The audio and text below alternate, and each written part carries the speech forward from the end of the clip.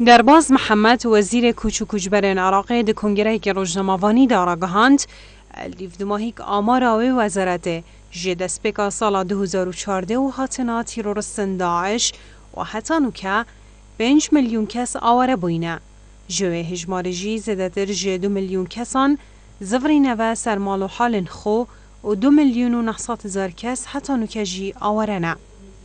درباز محمد گوجی لدیف دماهیک آمارامه جه دسپیکا هیوا خزیرانا 2014 و هاتنا تیرورستن داعش و حتی نوکه 5 میلیون کس آواره بوینه و 2 میلیون و 100 هزار کس جی و یریاینه سرمال و حال خو و 2 میلیون و 900 هزار کس جی سرمال و حال خو آواره نه.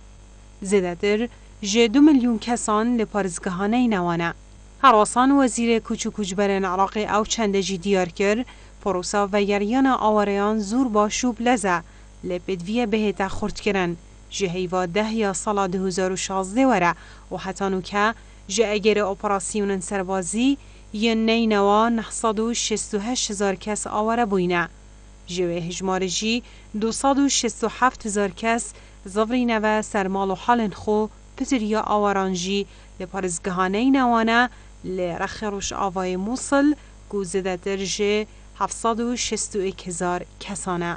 هجی گوتنه یا روژانه خلق زفریده و سرمال و حال خو لی پروسا زفرینه بدوی به امناهی و آرامی و خدمتگزاری و اداره که بهیز و بنجهه. همی برهوین لحواره هاتنه و مروی هاتینه کرن و وزارتا کجبران جید آماده باشی دانه به مرما لحوارچون آواره وان دورن جه اگر اپراسیون آزاد کرنا هر دو باجرکن تلعفر و حویجه داره بن.